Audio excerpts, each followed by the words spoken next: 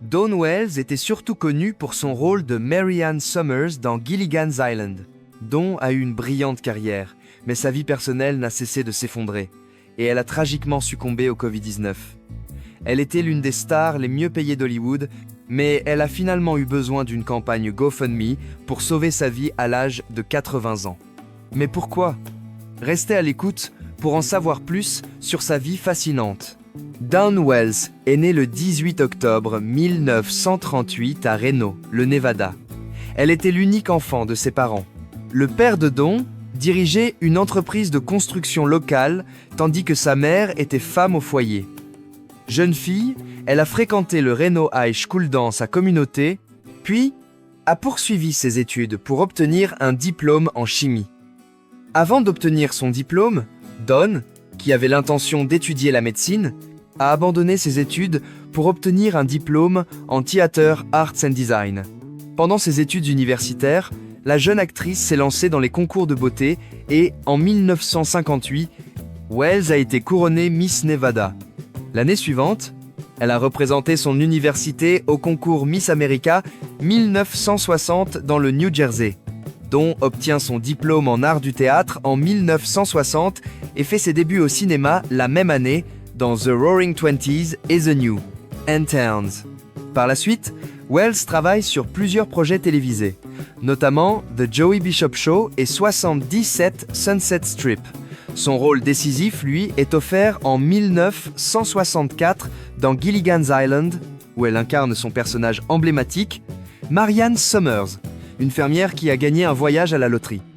Les dernières années de sa carrière après cette percée ont été les plus tumultueuses et Dawn regrettera d'être devenue actrice, car la vie lui a refusé la seule chose qu'elle désirait le plus. « J'ai toujours voulu être mère et avoir une grande famille », a révélé l'actrice dans une interview, ajoutant qu'elle avait toujours voulu fonder une famille avec beaucoup d'enfants, mais que malheureusement, l'amour en avait décidé autrement. La première relation de Dawn fut avec Larry Rosen, un agent artistique. Le 27 octobre 1962, ils se marièrent et vécurent ensemble pendant 5 ans. En 1967, après un divorce difficile, le couple se sépara et Dawn sembla ensuite avoir perdu tout intérêt pour l'amour.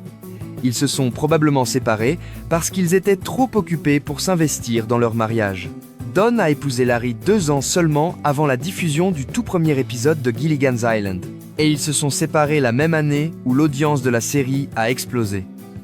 L'actrice a révélé qu'elle était restée proche de son ex-mari même après leur divorce.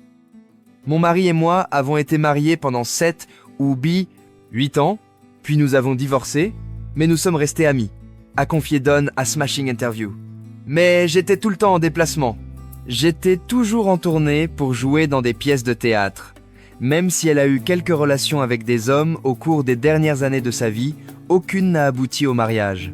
Selon elle, elle n'a jamais trouvé l'homme idéal. Et le temps a vraiment passé avant que Dawn ne puisse se rendre compte de ce qui s'était passé. Elle avait 80 ans. Elle était l'enfant unique de ses parents, sans partenaire et sans enfant. Mais ce n'est que la partie émergée de l'iceberg des épreuves qu'elle a traversées dans sa vie. En fait, à un moment donné, elle a failli être contrainte de retourner dans la rue. Je ne sais pas comment cela a pu arriver. Je pensais avoir pris toutes les mesures nécessaires pour assurer mes vieux jours, a écrit l'actrice sur Facebook. Et maintenant, me voilà sans famille, sans mari, sans enfant et sans argent. On pourrait penser que les stars d'une série à succès auraient au moins de quoi subvenir à leurs besoins pour le reste de leur vie si elles géraient bien leur argent, mais ce n'était pas le cas de Wells. Il n'y avait pas grand-chose à faire lorsque la vie vous confrontait à une tragédie après l'autre. L'actrice avait battu 360 autres actrices, dont Raquel Welch, pour obtenir le rôle de Mary Ann. Mais elle allait bientôt découvrir que ce rôle n'était pas aussi gratifiant qu'elle l'avait imaginé. Selon elle, elle gagnait moins de 750 $ par semaine, mais leur producteur a encaissé plus de 90 millions de dollars rien qu'avec les rediffusions. Son ancien mari, Larry, lui avait demandé de proposer un amendement au contrat qui lui garantirait une rémunération résiduelle élevée pour les rediffusions futures. Elle l'a obtenu, mais cela n'était toujours pas suffisant. En 2008, avec la crise bancaire, l'actrice aurait tout perdu, y compris ses économies. Ce fut une période très difficile pour l'actrice, et alors qu'elle commençait enfin à se remettre financièrement, elle a été frappée par une autre tragédie encore plus grande qui a failli lui coûter la vie. Selon l'ami de Dawn, Kirkpatrick, l'actrice a été victime d'un accident inattendu en 2018 et a été hospitalisée pendant 2 mois. Pendant son séjour à l'hôpital, Wells a eu du mal à payer ses frais médicaux et il a été rapporté qu'elle devait 200 000 $ au fisc américain. Bien qu'elle n'ait pas été ravie d'apprendre la nouvelle, Kirkpatrick a créé un compte GoFundMe pour elle, écrivant à ses fans pour les aider à régler ses frais médicaux. Lorsque Dawn s'est rétablie, elle s'est sentie très gênée par cette situation. « Je ne lui ai pas demandé de faire cela », a déclaré l'actrice dans une interview à Inside Edition. « Je n'étais pas complètement fauchée. Je peux m'en sortir.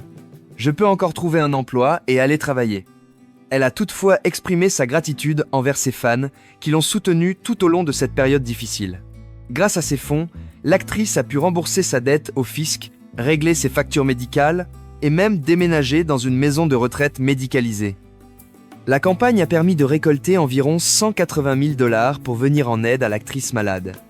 De plus, en juin 2020, le manager de Wells a révélé que l'actrice souffrait d'une forme grave de démence. S'est-elle rétablie? Oui, mais elle ne tardera pas à retourner à l'hôpital avec des complications encore plus graves. Dans une interview accordée en 2020, Wells a exprimé à quel point elle avait apprécié son expérience sur le tournage de Gilligan's Island. Elle a particulièrement souligné à quel point elle aimait son personnage, Marianne, qui savait toujours se défendre. Elle a même donné plus de détails sur la qualité de ses relations avec les membres de l'équipe et la facilité avec laquelle elle s'entendait avec ses partenaires. Mais malgré tout cela, il était assez surprenant d'apprendre que l'actrice avait hâte de quitter la série. C'était peu être à cause de sa maigre rémunération, mais surtout parce que Wells en avait assez de jouer Marianne et voulait vivre une nouvelle expérience créative. Ainsi, immédiatement après l'annulation de la série par CBS, l'actrice a quitté la série pour se produire dans un dîner-théâtre à Tampa et a été choisie pour jouer dans The Owl and the Pussycat, où elle incarnait Doris, une actrice, mannequin et prostituée à temps partiel. Dawn est devenue si douée derrière la caméra que beaucoup ont oublié qu'elle n'avait jamais voulu être actrice. En fait, elle ne le souhaite toujours pas, comme elle l'a également confié à Forbes. « Je n'ai pas commencé en voulant être actrice. Je voulais être ballerine, puis chimiste. Si je devais tout recommencer, je me tournerais vers la médecine génétique. » Ce ne serait pas un si mauvais choix, vu la façon dont sa carrière d'actrice s'est déroulée par la suite. En 1989, Wells a créé la Wishing Well Collections, une ligne de vêtements spécialement destinée aux personnes malades, âgées et à mobilité réduite. Elle a déclaré avoir été inspirée par ses expériences théâtrales et l'étude de l'essence des personnages. L'actrice a investi des centaines de dollars pour que les personnes âgées puissent s'offrir des vêtements bon marché et plus à la mode. Dawn a également fondé l'Idaho Film and Television Institute, une organisation à but non lucratif chargée de la formation technique et du développement économique dans le sud-est de l'Idaho. Elle avait également organisé et participé à des collectes de fonds pour les personnes handicapées et défavorisées en West Virginia. Dawn a dirigé le Spudfest, un festival régional annuel du film, et a été responsable du Film Actress Bootcamp pendant 7 ans dans l'Idaho. Le 30 décembre 2020, à l'âge de 82 ans, Dawn Wells a rejoint la longue liste des victimes de la pandémie mortelle de Covid-19 en Californie. L'actrice avait préenregistré une vidéo de vœux pour la nouvelle année, qu'elle avait l'intention de diffuser 2 jours plus tard. Dans sa dernière interview, Dawn Wells a déclaré qu'elle serait éternellement reconnaissante à ses fans pour leur soutien tout au long de sa carrière. Avec une carrière s'étendant sur plus de 8 décennies, Dawn Wells est apparue dans plus de 150 émissions de télévision et a régné sur 60 productions à Broadway et ailleurs. Lorsqu'elle ne jouait pas, Wells s'occupait de productions cinématographiques et de journalisme. Elle était également enseignante et conférencière motivatrice et a écrit 2 livres. What Would Marianne Do? A Life Guide. Que ferait Marianne? Un guide de vie et un livre de cuisine. Dawn Wells est décédée avec une fortune nette inférieure à 50 000 $ et elle laisse derrière elle une seule parente, sa demi-sœur Wesley Wells.